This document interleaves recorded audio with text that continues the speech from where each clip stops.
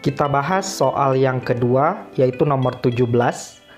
Dalam kondisi apakah kloroplas mempunyai kemiripan seperti mitokondria?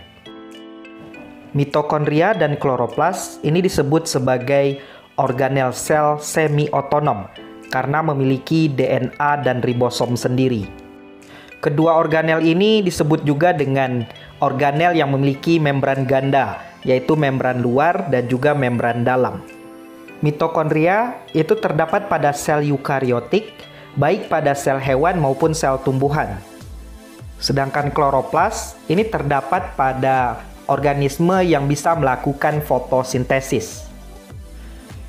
Kedua organel ini memiliki struktur yang berbeda, di mana mitokondria terdapat lekukan-lekukan di membran dalamnya yang disebut dengan krista. Sedangkan kloroplas di dalamnya terdapat tumpukan-tumpukan yang disebut dengan granum.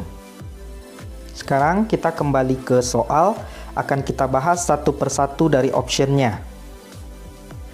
Option A mengatakan keduanya dapat memanfaatkan sinar matahari sebagai sumber energi. Ini jawabannya salah, karena yang bisa memanfaatkan sinar matahari sebagai sumber energi itu hanya kloroplas. Sekarang kita bahas option yang B. Morfologi keduanya mirip satu sama lain.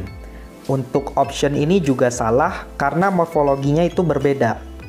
Mitokondria terdapat lekukan-lekukan di membran dalamnya yang disebut dengan krista, sedangkan pada kloroplas terdapat tumpukan-tumpukan tilakoid atau disebut juga dengan granum. Option yang C, keduanya mengandung DNA dalam jumlah yang besar. Untuk option ini juga salah karena DNA yang paling banyak itu terdapat di dalam nukleus atau inti sel. Untuk option D, keduanya ditemukan dalam sebagian sel bakteri dan tumbuhan. Option ini salah karena mitokondria tidak terdapat pada sel bakteri. Untuk option terakhir, option E, keduanya memiliki sistem membran dalam dan luar. Nah, ini jawabannya lebih tepat karena kesamaan antara kloroplas dan mitokondria yaitu sama-sama memiliki membran dalam dan membran luar, disebut dengan organel bermembran ganda.